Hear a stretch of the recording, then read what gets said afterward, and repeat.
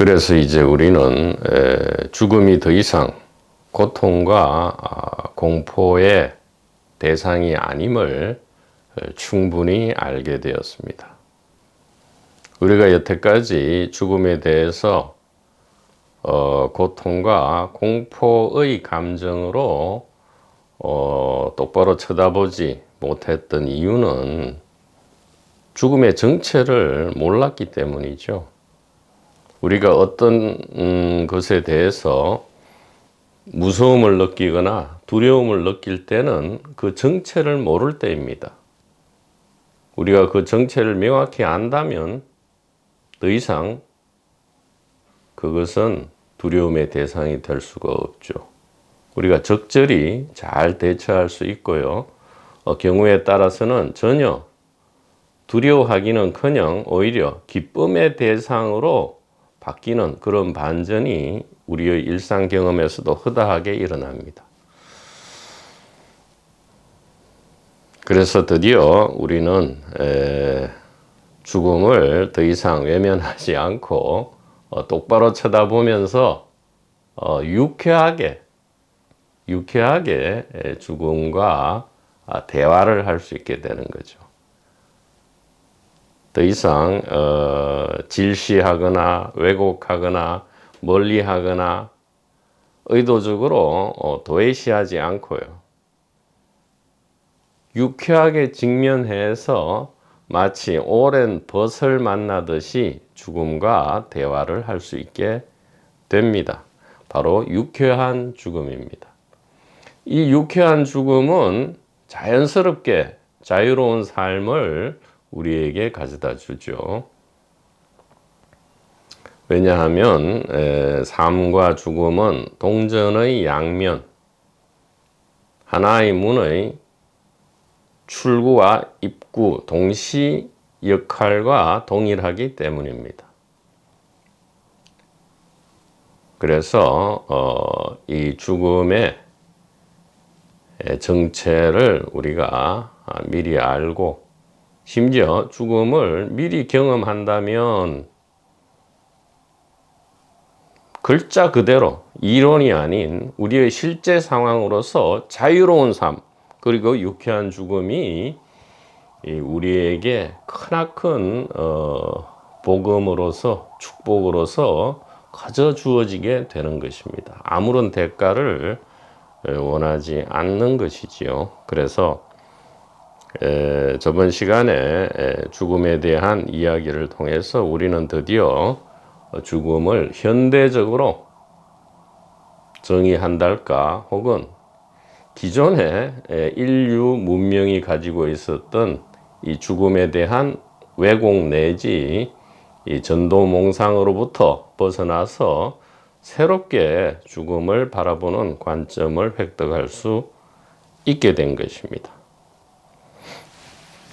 그래서 죽음을 현대적으로 이제는 유쾌하게 정의해야 한다 이 말이죠. 그래서 한번 중요한 거라서 제목을 달아보겠습니다. 죽음의 현대적 정의 이렇게 한번 해보겠습니다. 자, 죽음이란 무엇인가? 결코 고통과 공포의 대상이 아니었다 이 말이에요. 왜 그러하냐? 죽음은 바로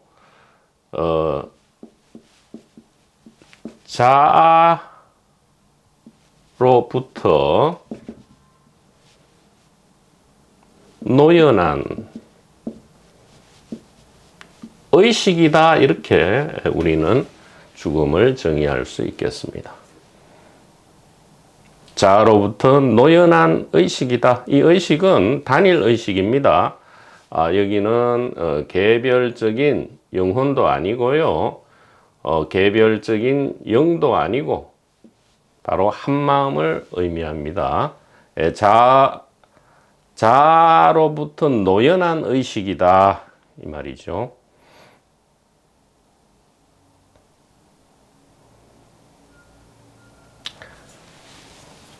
다른 말로 이게 이 말은 한계가 있기 때문에 늘 오해를 불러일으킬 수 있습니다. 그래서 최선으로는 우리가 할 수가 없어요. 자선책으로 최대한 가르칠 수밖에 없습니다. 예. 왜냐하면 자아에게 속박되어 있어야 노연할 수가 있죠. 그런데 이게 노연하고 보면 처음부터 노연하 있었다는 진실이 드러나기 때문에 사실은 정확하게 맞는 말은 아니지만 지금 우리가 믿음과 이해를 일으키는 과정이기 때문에 이렇게 이야기를 하겠습니다. 자아로부터 노연한 의식 혹은 자아 착각이 정견으로 대체된 의식이다. 이렇게 이야기할 수 있습니다. 조금 기네요. 자, 또 다른 말로는 자아를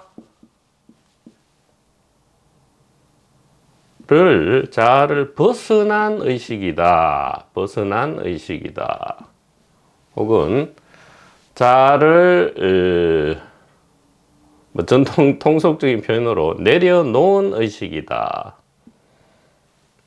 혹은 자아를 100m 뒤로 물린 의식이다. 혹은 심지어 자아를 넘어선 의식이다. 혹은 자아를 극복한 의식이다. 이렇게 이야기를 할 수 있겠습니다. 자, 이렇게 하고 보면 이 전체에 공통되는 것은 무엇입니까? 우리는 우리의 본래 면목은 이 단일 의식이라는 것이 드러나고요. 이것은 없어진 적이 없습니다. 문제는 뭐였느냐? 늘 이거였다 이 말이죠. 바로 이것이었다 이 말입니다. 자아라는 것이 가상의 주체인 자아가 바로 우리의 이 본래 면목을 우리가 정확하게 보는 것으로부터 방해를 놓은 바로 그 가장 큰 장애물이 바로 이거였다. 이렇게 이야기를 할 수 있겠습니다. 자, 그러면 이것이 왜 죽음의 현대적 정의가 될 수 있느냐? 죽음은 생물학적 죽음만 우리는 죽음으로 알고 있었는데 알고 보니까 선현성각의 이 반야지의 가리킴을 정확하게 이해하고 나고 보니까 죽음은 생물학적 죽음이 아니었다 이 말입니다. 생물학적 죽음은 죽음의 아주 단편에 불과하였다 이 말입니다. 진정한 죽음은 무엇이냐? 자아가 결국은 가난해지는 것이죠. 가난해지는 것. 그래서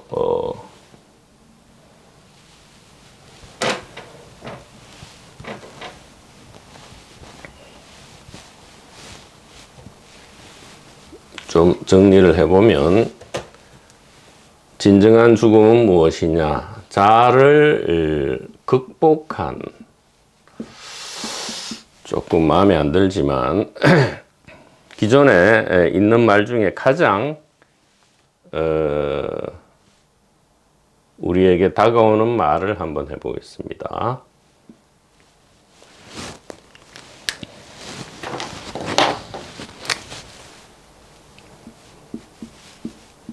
자아가 가난해진 의식입니다. 경전에 그런 말이 있죠. 마음이 가난한 자는 복이 있나니 천국이 저희의 것이다. 마음이 가난한 자는 복이 있나니 천국이 바로 저희의 것이기 때문이다. 이렇게 나와 있죠. 바로 이 죽음을 이야기합니다. 이것은 다른 말로 또 거듭남이라 하죠. 거듭남. 혹은 영적인 부활, 영적인 리버스, 영적인 재생, 재탄생 이렇게 이야기합니다. 그래서 죽음은 죽음이 아니었고 바로 새로운 세계가 펼쳐지는 화려한 파티의 장이었다. 이렇게 현대적으로 이야기할 수 있겠습니다. 자아가 가난해졌다 이 말은 자아가 아까 이야기했듯이 더 이상 가상의 주체임에도 진정한 주체로 더 이상 활동하지 않게 된다 이 말이죠. 즉 자아가 본연의 자리로 돌아갈 때 이것이 자아가 가난해진 의식이다. 그래서 소위 말하는 이 지혜를 정득하는 과정 중에 반드시 필요한 것이 자아가 희박해져야 한다 이 말이죠. 혹은 자아가 투명해져야 한다. 자아가 말랑말랑해져야 한다. 마시멜로처럼 말랑말랑해져야 된다. 혹은 자아가 용해되어야 한다. 뭐 이런 식으로 이야기하지만 우리가 착각하지 않아야 될 것은 자아를 없애야 되는 게 아닙니다. 자아는 아주 소중한 선물이죠. 자아를 그대로 둔 채로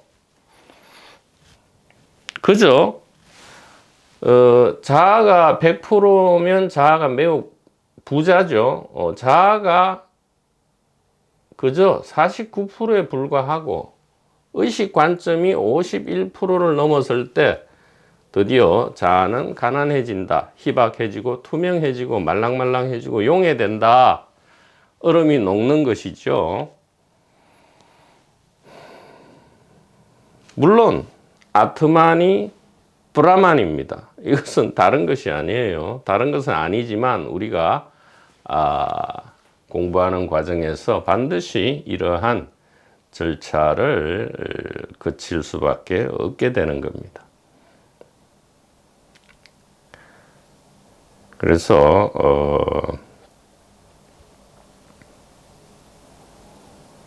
죽음은 무엇인가? 물론 생물학적 죽음은 강제적으로 이것을 가져옵니다. 생물학적 죽음이 일어나면 강제로 자아가 극복되고요. 강제로 자아가 가난해져 버리죠. 자아가 희박해지고 강제로 투명해지고 강제로 강제로 용해되어 버립니다. 그러니까 죽음은 어떻게 보면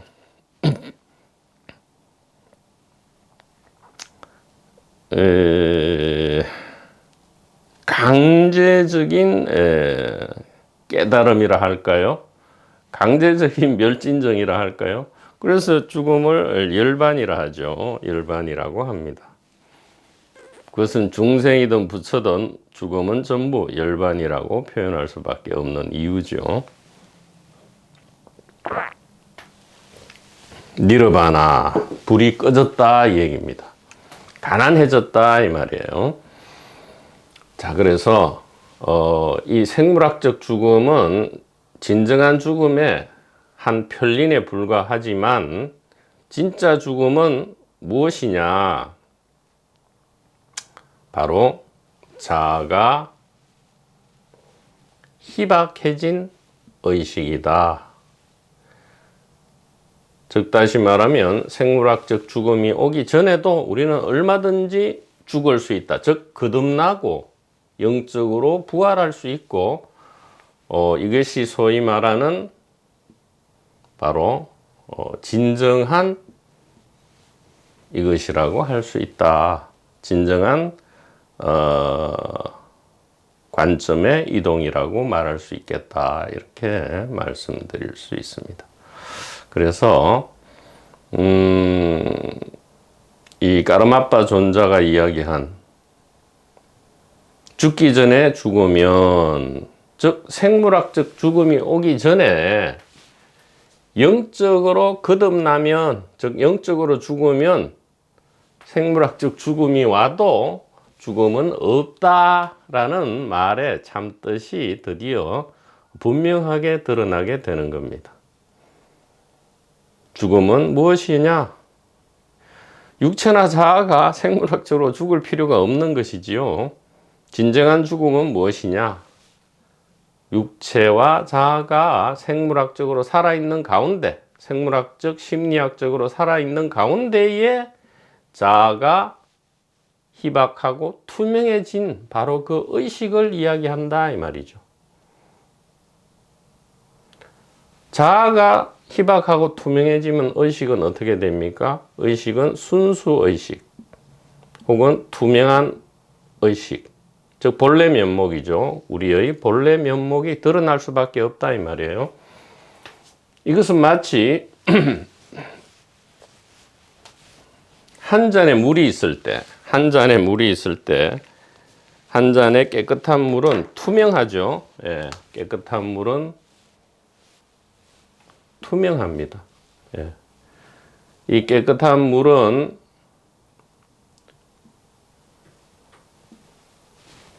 투명하지만 여기에 커피를 넣으면 커피 물이 되고요. 다른 차를 넣으면 다른 차의 물이 됩니다. 이게 커피 물이 되든 다른 찬물이 되든 아니면 뭐 더러운 오염수가 되든 간에 본래의 이 투명한 물은 전혀 부정불감, 불생불멸로 항상 있지요. 단지 이 커피가 들어가 있을 때는 이 투명했던 물이 보이지 않지만 본래 상태 그대로 존재하고 있다는 것은 압니다. 자, 커피 물에서 본래의 물로 회복되려면 어떻게 될까요? 여러 가지 정류를 한다든가 방법을 해서 커피 요소를 제거한다면, 커피 요소를 투명하게 한다면 본래의 물은, 투명한 물은 드러난다 이 말이죠. 본래 있기 때문에 그래요. 본래 있기 때문에.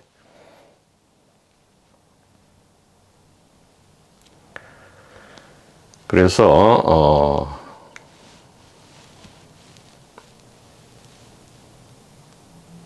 죽음은 우리가 생각하는 그런 방식의 죽음은 사실은 존재한 적도 없고요.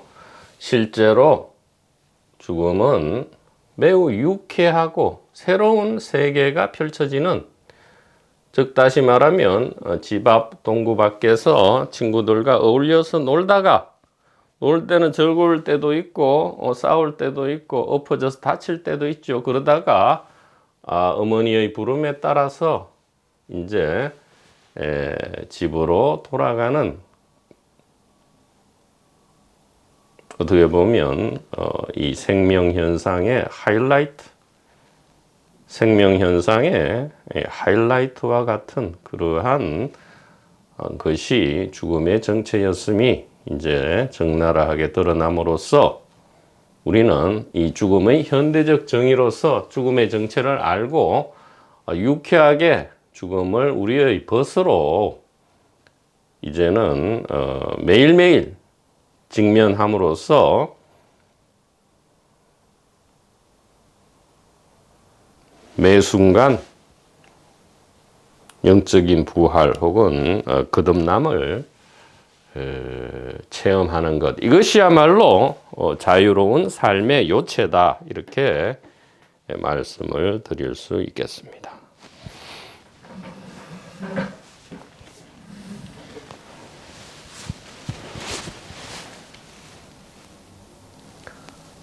그래서 삶에서 우리가 자유를 따로 구해야 되는 것도 아니고요. 그러다가 죽을 때 유쾌함을 억지로 만들어낼 필요도 없다 이 말입니다. 다만 죽음의 정체를 정확하게 알고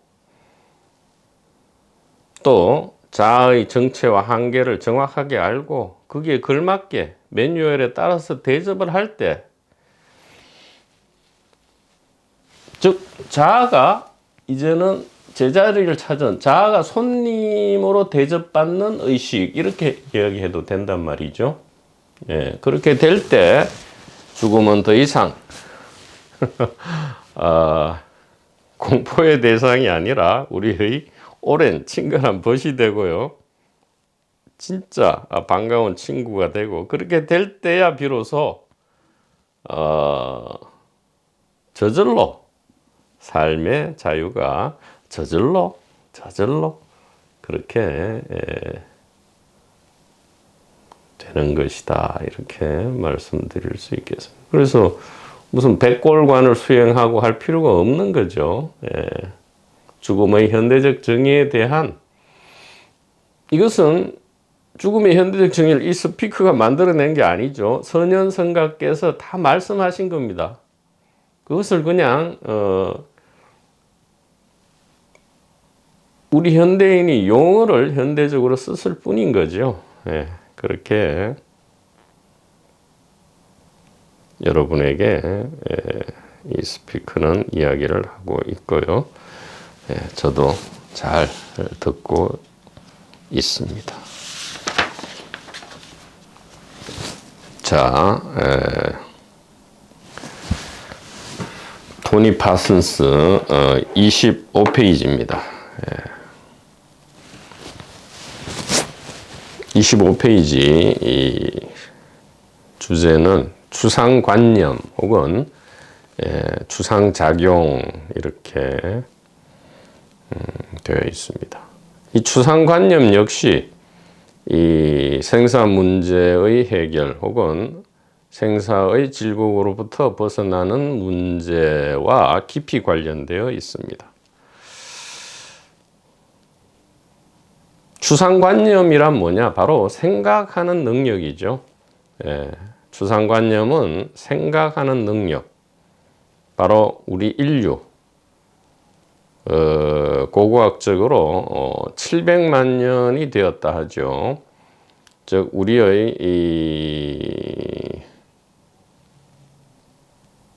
우리와 다른 종의 공통조상으로부터 분기되어 나와서 인류가 출현한 것이 700만 년이 되었다. 이 700만 년의 이 과정 중에서 인류를 가장 특징 지우게 된 성질은 무엇이냐? 바로 이 추상관념의 능력입니다. 즉 생각할 수 있는 능력이죠.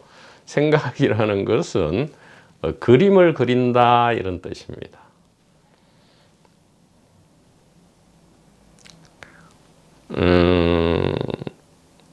그러니까 있는 그대로 혹은 실체 혹은 실상에서 벗어나서 별도로 어떤 그림을 그려서 그 속에서 살 수 있는 능력이다. 이것이 추상관념 혹은 추상작용이다 이렇게 말씀.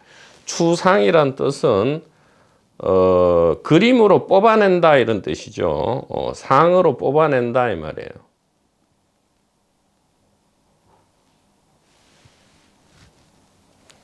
추상작용, 추상관념, 그림을 그릴 수 있다.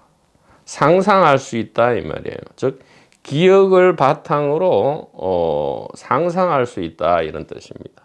바로 이 추상 능력 때문에 바로 시간이라는 것이 출현하죠. 시공간이 출현하는 겁니다. 우리가 현재 이렇게 구체적으로 느낄 수 있는 시공간이 어떻게 출현하느냐? 바로 이 추상 능력 때문에 그렇다 이 말이에요. 그래서 소위 말하는 이 추상 능력은 이제 시뮬레이션이라고도 할 수 있죠. 시뮬레이션입니다. 가상으로 세상을 그려낼 수 있다. 그러니까 각종 게임을 우리가 즐길 수 있는 그 이유도 게임이 더욱 정교해지죠. 정교해지고 있는데 실제 현실과 가상 현실이 이제는 지금까지는 물론 구분이 되죠. 그러나 점점 구분이 될 수 없을 만큼 그렇게 유사해지는 게임이 나올 수 있는 이유가 바로 이 추상관념 때문에 그렇다. 자, 생각이다 이 말이죠. 생각할 수 있는 능력. 이 호모사피엔스라 합니다. 생각하는 사람이죠. 자, 그래서 보통 흔히들 이렇게 이야기하죠. 도판에서는 생각하지 마라, 분별하지 마라, 따지지 마라.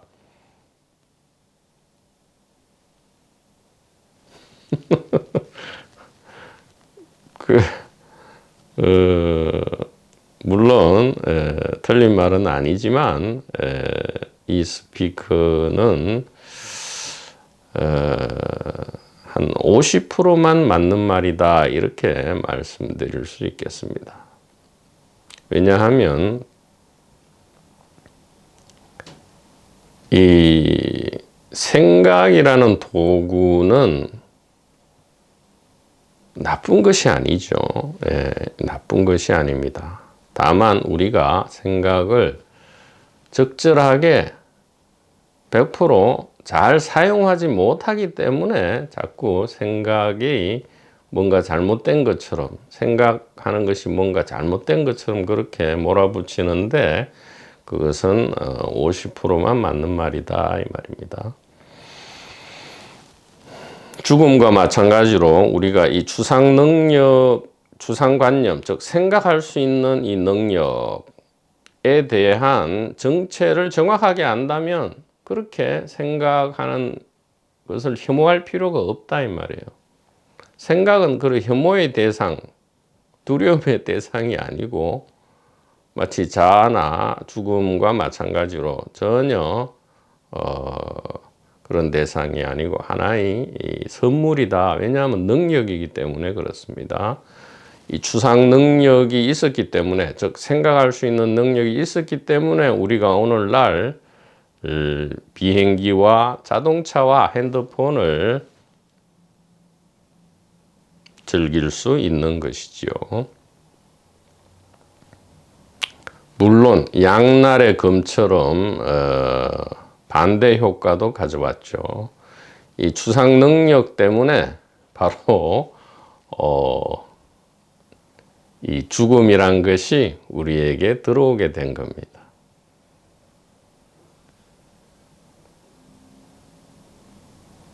그래서 우리는 이 비행기와 자동차와 핸드폰을 얻는 대신에 그 대가로 무엇을 지불했죠? 죽음을 지불했습니다. 즉 불생불멸을 대가로 주고요. 소위 말하는 비행기와 자동차와 핸드폰으로 대변되는 이 호모사피엔스 문명을 우리가 가질 수 있게 된 것이다. 그 핵심은 무엇이냐? 바로 이 추상 능력을 우리가 택함으로써 그렇게 될 수밖에 없었던 거죠. 이 세상에 공짜는 없다 이 말이에요. 이 추상 능력이라는 선물은 참으로 기적과 같은 여러 가지 플러스 효과를 우리에게 가져왔지만 그와 정비례해서 바로 이 마이너스 효과, 즉 죽음이라는 또 자아라는 이러한 마이너스 효과를 가져왔다. 이렇게 이야기할 수 있습니다. 자, 그러면 우리는 다시 마치 흔히 도판에서 이야기하는 것처럼 우리가 대가로 지불한 즉 이 불생불멸을 되찾아오기 위해서, 즉 죽음을 다시 이 사탄에게 되돌려주고 불생불멸을 되찾아오고 그 대가로 우리가 얻은 이 비행기와 자동차와 핸드폰을 사탄에게 반납해야 되느냐. 그러기 위해서 이 추상 능력이라는 선물을 다시 신에게 내동댕이 쳐버려야 되느냐. 그게 아니다 이 말이에요.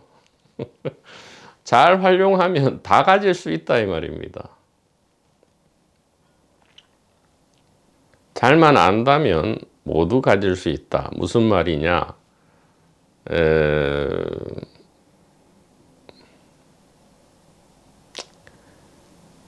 이 비행기와 자동차와 핸드폰을 가지고도 그 대가로서 반드시 이 죽음을 우리가 가져올 필요는 없다 이 말이에요. 그렇게 할 수 있는 방법은 무엇이냐? 바로 선현성각이 말씀한 이 반야지혜, 반야지혜에 대한 믿음과 이해가 일어난다면 우리는 둘 다 가질 수 있다 이 얘기입니다. 자, 이게 무슨 얘기냐?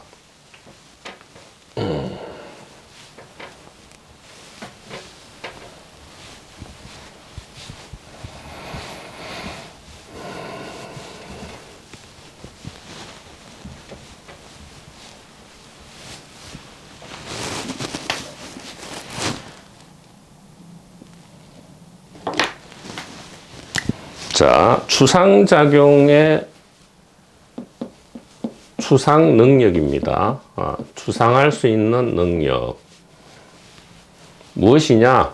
대표적으로 기억하고 또 상상할 수 있는 능력이죠.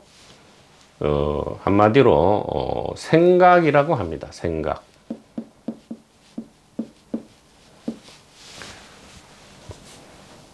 시뮬레이션 능력이라 할 수 있죠. 시뮬레이션 할 수 있는데 이 추상 능력으로 인해서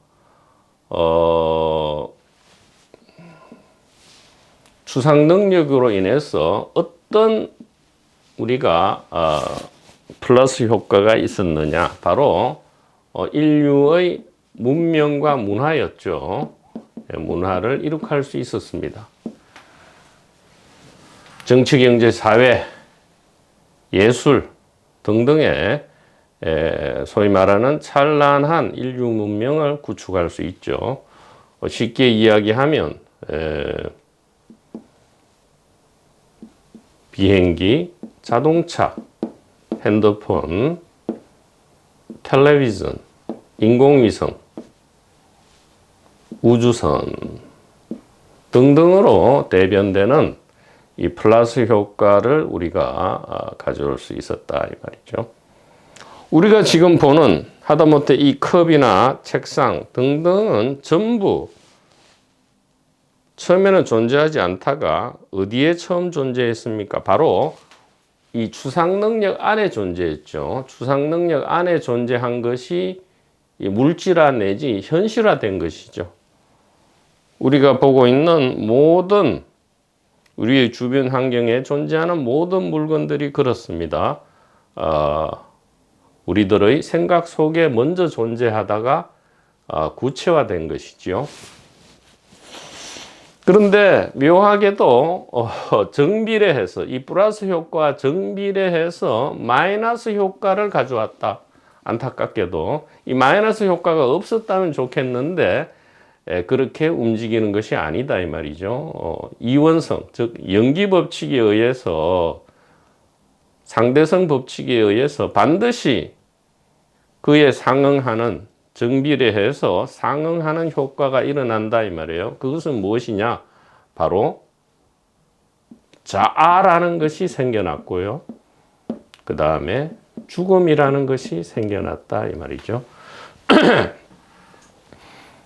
비행기와 자동차와 우주선과 핸드폰이 추상 능력의 결과물이듯이 이 자아와 죽음이라는 것 역시도 바로 추상 능력과 동일한 것이다. 동의어다 이 말이죠. 즉 기억과 상상이 만들어내는 것이다 이 말이죠.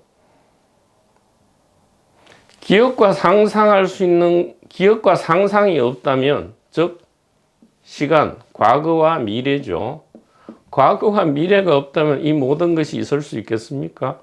문명과 문화라든가 자아와 죽음이라는 것이 있을 수 있겠습니까? 없지요. 그래서 이것이 소위 말하는 경전에 등장하는 신라권의 이야기죠. 신라권입니다. 신라권. 낙원을 우리가 언제 잃어버리게 되었느냐? 에덴 동산에서는 영원한 축복 속에서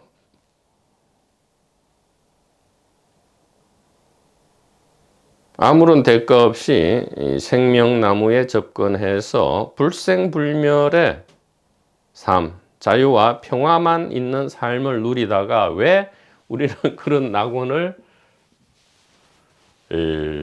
잃어버리게 되었느냐?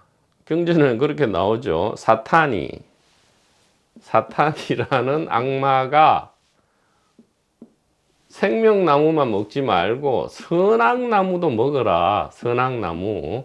이것이 이제 지식나무라 하죠. 선악나무를 너희가 먹을 때에는 하나님과 같아지기 때문에 선악나무도 비록 하나님이 먹지 말라 했지만 하나님이 미리 경고를 했죠. 너희가 이 선악나무는 먹지 마라. 선악나무는 먹지 마라. 먹으면 정령 죽으리라 이렇게 했죠. 선악나무를 먹으면 너희는 정령 죽으리라 이렇게 했는데 사탄의 꼬임에 빠져서 선악나무를 우리가 먹었다 이렇게 되어 있습니다. 참으로 몸서리쳐지게 무서우면서도 유쾌한 비유가 아닌가 그렇게 참으로 아름다운 은유죠. 사탄이라는 존재는 어떻게 해서 나타났느냐 이 말이죠. 그러면 하나님이 처음에 사탄을 창조한 건 아니죠. 하나님께서 천사를 만드셨는데 천사가 스스로 타락해서 사탄이 되었다 이 말이죠. 이 사탄이 인간들에게 선악나무를 사기를 쳐서 먹게 했다 이 말이죠. 먹게 했더니 이 무슨 하나님과 같아지기는커녕 죽음이 왔다 이제 이렇게 되어 있는데 그러면 우리는 이렇게 또 묻죠. 아니 하나님께서 처음부터 사탄이라는 존재를 안 만들었으면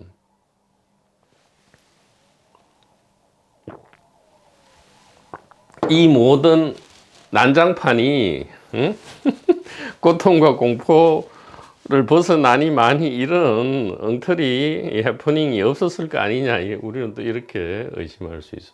그것은 또 이제 자유의지 문제로 기착되죠. 만약에 이제 천사가 타락할 자유가 없다면 그것은 진정한 피조물이냐 뭐 이렇게 아니면 인형이죠. 인형이 된다. 그래서 자유의지로 인해서 천사 스스로도 타락할 수 있다. 뭐 이렇게 이제 뭐 그런 식으로 은유가 이제 진행이 되는 겁니다. 자, 이것은 은유 혹은 은유지만 실제로 일어난 것이죠. 실제로 일어난 것입니다. 바로 이 선악나무의 정체는 무엇이냐? 바로 추상 능력이었죠. 추상 능력이다 이 말이에요. 이것은 양날의 금으로서 선물인 동시에 독이다 이 말이에요. 즉 가시돋친 장미였다 이 말입니다. 가시가 아주 살벌하게 돋친 가시돋친 장미였다 이 말이죠. 가시를 잘 매뉴얼에 따라서 잘 케어해야 되죠. 잘 다루면 문제가 없다 이렇게 말씀을 드릴 수 있습니다. 사탄이 이 자유의지로 타락할 수 있었다면 자유의지로 다시 천사가 될 수 있다 이 말이죠. 그래서 선악나무에 대해서 그 정체를 확실하게 사기치지 않고 알려주어서 정확한 매뉴얼을 줄 수 있다 이 말이에요. 선악나무의 본래 정체는 바로 그 옆에 있는 생명나무와 다른 나무가 아니었다라는 이 진실을 사탄이 다시 자유의지로 천사로 회복된 후에 우리에게 가리킴을 줄 수도 있다 이 말이에요. 자, 그래서 잃어버린 낙원을 우리가 어떻게 회복할 수 있느냐? 바로 이 추상 능력의 정체. 추상 능력이 우리에게 무엇을 주었고 그 대가로 무엇을 빼앗아 갔는지를 우리에게 정확하게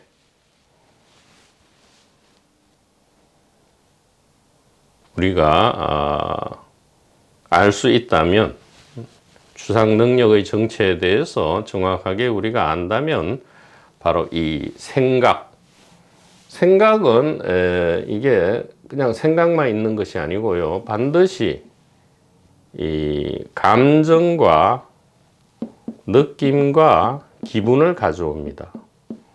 우리가 어떤 감정, 슬프고 기쁜 감정, 슬프고 기쁜 느낌, 슬프고 기쁜 기분, 감정, 느낌, 기분을 가만히 관찰해 보면 반드시 여기에 뿌리되는 생각이 있어요.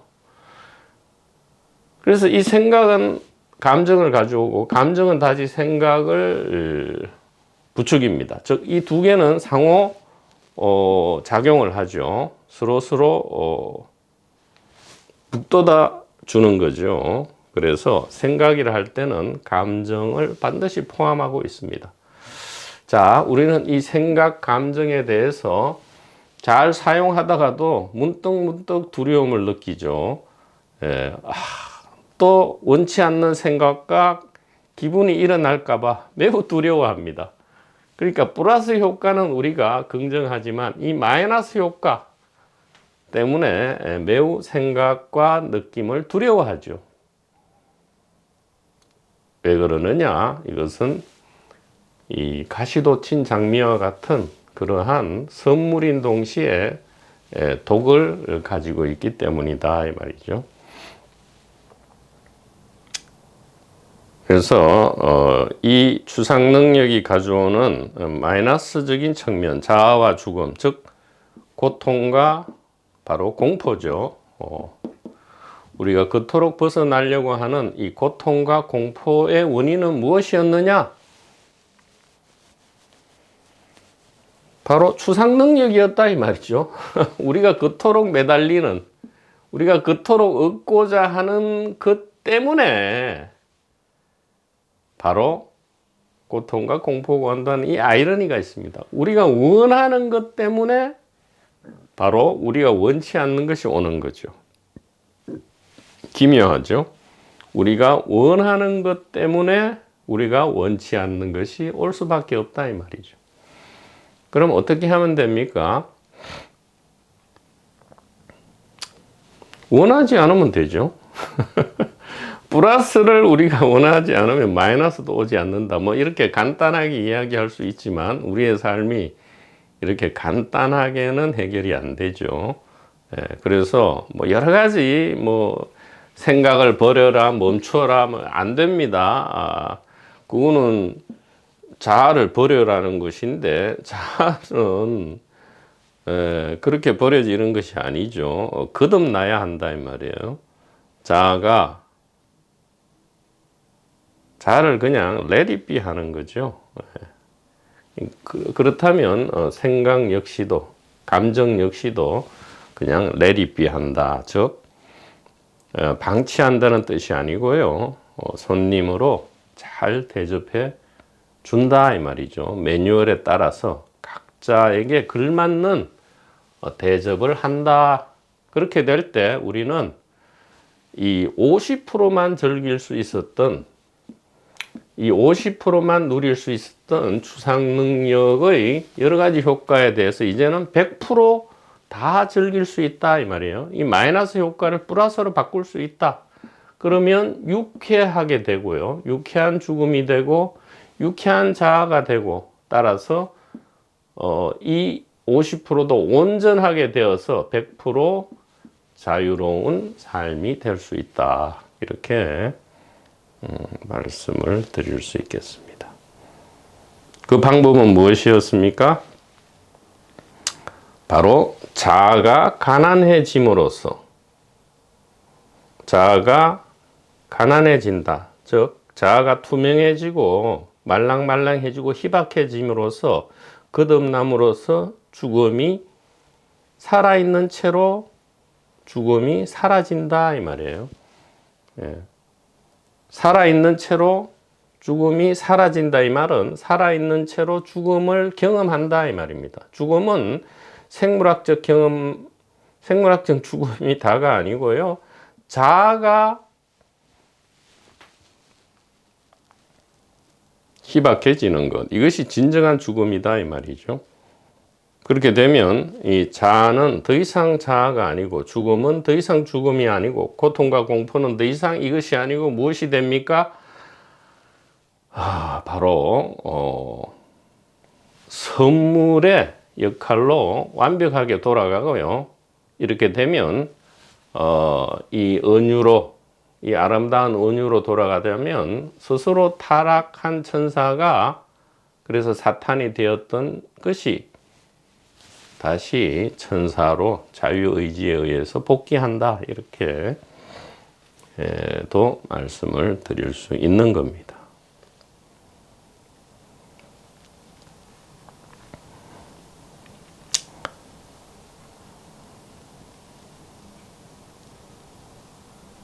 요약하자면 무슨 생각을 없애거나 자아를 없애거나 하는 그러한 것이 아니고요. 이 자아의 정체와 한계를 우리가 용기 있게 인정하자 이 얘기예요. 아니 그렇게 할 필요도 없습니다. 우리는 선현성각의 가리킴만 사실은 믿으면 돼요. 믿음만 일어난다면 끝입니다. 무슨 얘기입니까? 그대는 자아가 아니고 이 단일 의식이다. 이게 반야지혜거든요. 이것만 우리가 믿는다면 이 모든 복잡한 이야기는 다 필요가 없죠. 이것은 자아를 좀 설득하고 달래기 위해서 이 모든 복잡한 이야기를 하는 것이지, 만약 단번에 우리가 자아를 이 선현성각의 말씀을 믿기만 한다면, 즉 우리는 육체나 자아가 아니라 바로 이 단일 의식이다. 그리고 이 단일 의식의 위치는 머릿속에, 각자의 머릿속이나 몸속이나 영혼 속에 있는 것이 아니고 바로 여기에 있다라는 이 진리의 가리킴을 믿기만 한다면 이 모든 것은 필요가 없다 이 말이에요. 생각을 없앨 필요도 없고 자아를 없앨 필요도 없고 거듭날 필요도 없고 뭐 죽음을 뭐 직시해서 뭐 죽기 전에 죽을 필요도 없다 이 말입니다. 왜냐? 성각께서 우리의 이 고통과 공포를 너무 가히 여기셔서 우리로 하여금 단번에 이 생명나무를, 즉 잃어버린 낙원으로 돌아갈 수 있는 방법을 알려주셨기 때문이죠. 이 방법 위에는 없습니다. 이 자아가 스스로 노력해서 벗어날 수 있는 방법이 없어요. 우물 속에 있는 자아는 절대 스스로 우물 밖으로 나올 수가 없습니다. 밧줄이 내려와야 한다 이 말이죠. 외부로부터 밧줄이 내려와야 한다. 이것이야말로 선현성각의 이 반야지혜의 가리킴이다. 바로 부처님과 그 위의 조사들의 가리킴은 단 하나였다 이 말입니다.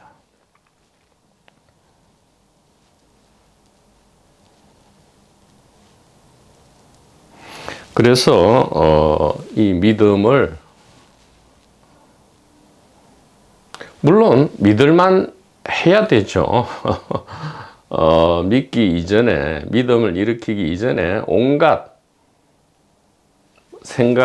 생각과 분별을 총동원해서 가장 예리하게 무엇이 믿을만한가를 정하시고요. 그런 이후에는 이 전부 버리고 오로지 믿음만,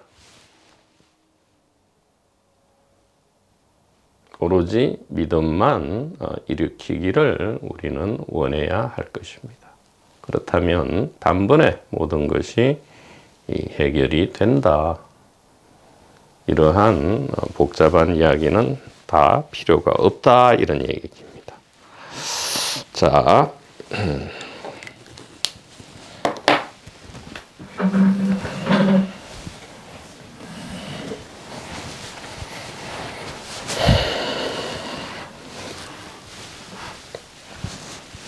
25페이지 추상관념에 대해서 토니 파슨스님의 말씀을 통해서 좀 더 우리가 이 생사 문제 해결의 길에 빛을 걸어가는 데 있어서의 빛을 찾아보도록 하겠습니다. 자, 첫 번째 단락입니다. 나는 추상 개념에 사로잡히고 매혹되어져.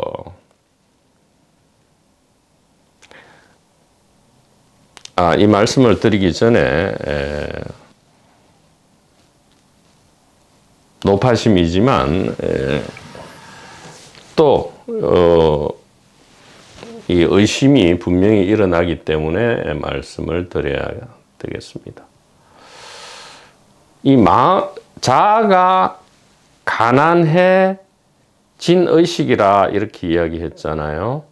자아가 가난해진 의식, 자아가 희박해진 의식. 그러면 가난하게 되고 희박하게 되는 주체는 무엇인가 또 이렇게 물어요. 그게 자아인가 아닌가? 주체는 없다 이 말입니다. 예. 그죠? 우리가 성각의 말씀에 귀를 기울일 때 간절히 기울여야죠. 그냥 일주일에 한 번씩 취미 삼아 기울여서는 절대로 시절 인연을 우리가 맞이할 수가 없습니다. 간절하게 성각의 말씀에 실제 상황으로서 귀를 기울일 때 그것은 그 어느 누구가 주체가 되어서 일어나는 게 아닙니다. 자아가 가난해진다. 혹은 성각에 대한 믿음과 이해가 일어난다. 이것은 주체가 없이 그저 자아가 가난함이 있는 것이고요.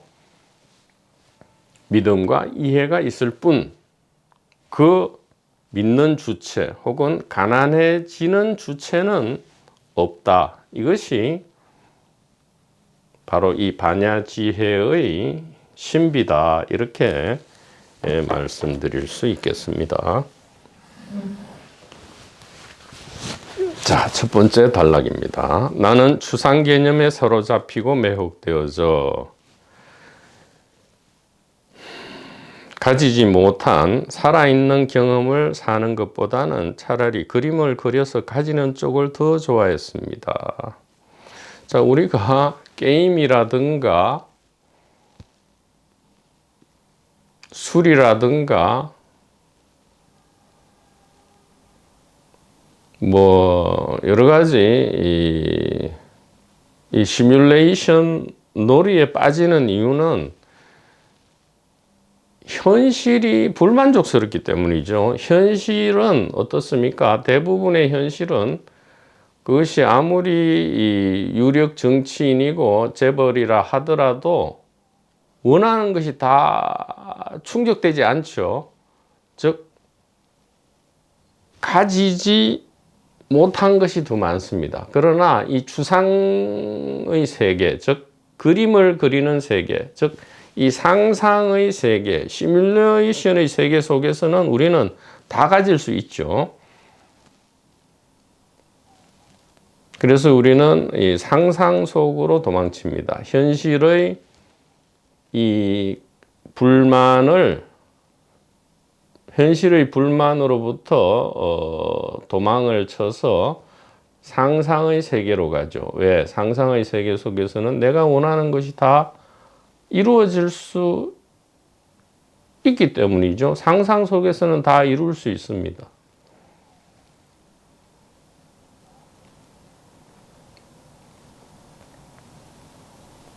일반적으로 그렇죠. 근데 이 세상에 에서만 그렇느냐? 그렇지 않습니다. 이 소위 말하는 이 영적인 세계, 종교의 세계, 형이상학의 세계, 이 도판에서도 동일한 일이 벌어지죠. 상상을 더합니다. 무슨 말이냐? 이 도판으로 넘어오면 이제 내가 깨달은 사람이 되겠다. 내가 부처가 되겠다. 자꾸 이렇게 한단 말이에요. 근데 현실은 어떻습니까? 나는 깨닫지 못한 사람. 부처가 되지 못한 사람이죠. 또 아직 깨달음의 체험도 못했다. 개합도 못했다. 신인합일이 되지도 못했다. 범하이료도 되지 못했다. 이렇게 현실은, 이 도판의 현실은 세상 현실보다 더욱 참담하죠. 그러니까 어디로 도망갑니까? 상상의 세계로 도망갑니다. 열심히 수행하면, 열심히 공부하면, 혹은 육바라밀을 내가 뭐 억지로라도 이렇게 하면 미래의 언젠가는 깨달음이 오겠지. 체험이 오겠지. 영혼이 진화해서 그 완성되겠지. 신과 합일되겠지. 이렇게 상상의 세계로 도망감으로써 어떤 일이 벌어집니까? 지금 있는 이 깨달음이 도저히 눈에 들어오지 않게 된다 이 말입니다. 그래서 선현성가께서는 늘 이야기했죠. 없는 것을 제발 원하지 말고 지금 있는 거나 똑바로 쳐다봐라 이랬단 말이에요. 예. 찾는 소는 그만두고 지금 네가 올라타고 있는 소를 좀 쳐다봐라. 예? 너 발밑을 좀 쳐다봐. 이렇게 이야기했단 말이죠. 혹은 신을 보여주겠다 하고는 몇 시간을 산 위로 끌고 가서 돌멩이를 이렇게 탁 보여줍니다. 도마복음에도 있죠. 예. 돌멩이를 쪼개보라. 그곳에 예수 그리스도가 있다. 이렇게 이야기를 합니다. 우리는 지금 눈앞에 당장 있는 이 깨달음을 버리고 자꾸 이 추상 능력을 사용해서, 왜냐하면 편하니까요. 그리고 원하는 건 상상 속에서 다 이룰 수 있으니 그렇게 도망간단 말이죠. 깨달음조차 그렇게 하고 있습니다. 그러면 그렇게 하면 만족이 오느냐? 아니죠. 실제가 아니고 상상이기 때문에 늘 더 깊은 실망과 절망이 오게 되고, 즉 미래의 깨달음을 원하면 원할수록 계속 절망만 오게 되고 고통과 공포가 발생하게 된다 이 말입니다. 고통과 공포가, 그 이유는 무엇입니까? 지금 당장 있는 깨달음을 도외시했기 때문이죠. 지금 당장 있는 깨달음을 벽안시했다. 즉 배신했다 이 말이에요. 지금 당장 있는 우리의 얼굴을 돌아보지 않았기 때문이다 이 얘기입니다.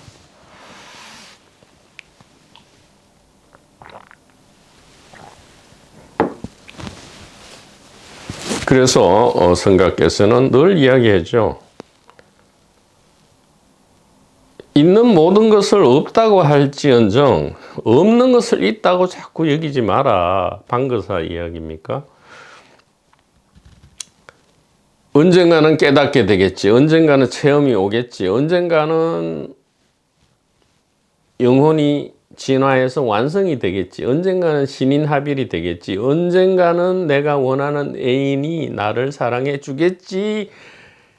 라고 하면 할수록 그런 일은 존재하지 않기 때문에 일어나지 않고요. 더욱 고통과 공포만이 커진다 이 말이에요.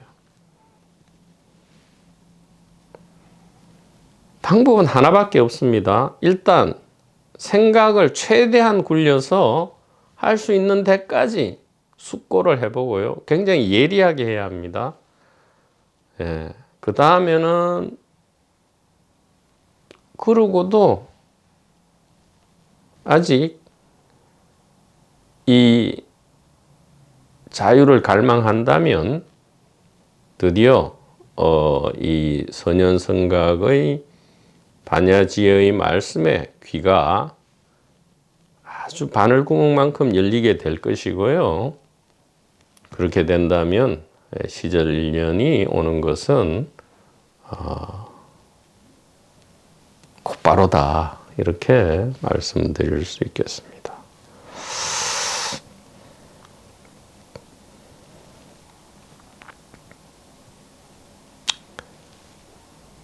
바로 지금입니다.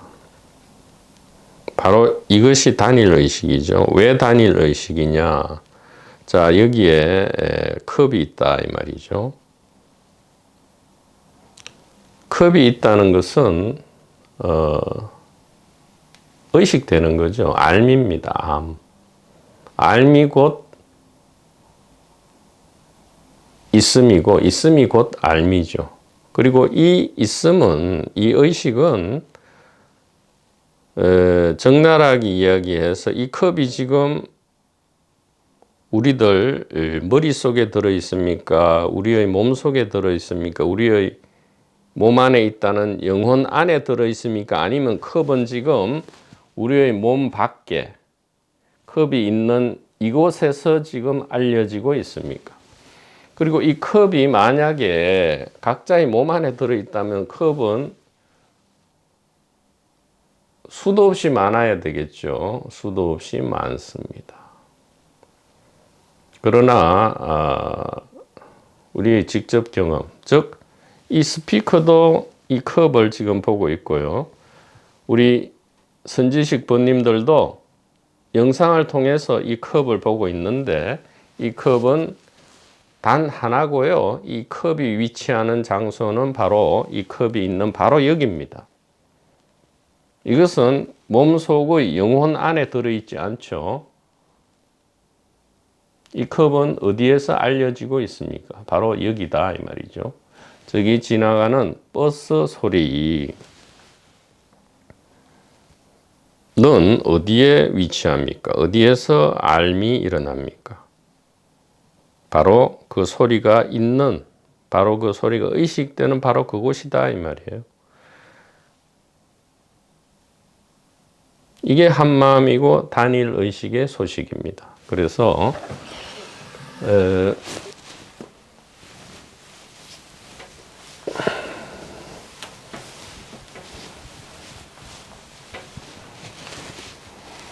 이게 있음,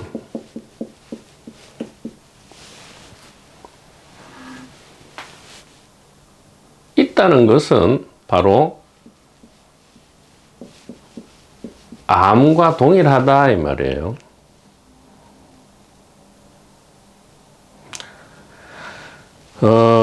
지금 이 세계 상태, 지금 직접적인 세계 상태 진술은 무엇입니까? 여기에 컵이 있다죠. 컵이 있습니다. 그리고 지금 현재의 의식 상태를 진술해 보면 여기에 컵이 의식되죠. 영혼, 몸속에 있는 영혼 안에서 의식되는 게 아닙니다. 바로 여기에서 의식됩니다. 자, 다시 예리하게 해보죠. 지금 세계가 있습니까? 분명히 세계가 있죠. 그리고 지금 의식이 있습니까? 분명히 의식이 있습니다. 자, 현재의 세계 상태를 진술해 보세요. 하면 여기에 컵이 있다. 이것은 모두에게 공통됩니다. 심지어 고양이나 개, 강아지가 있다 하더라도 공통됩니다.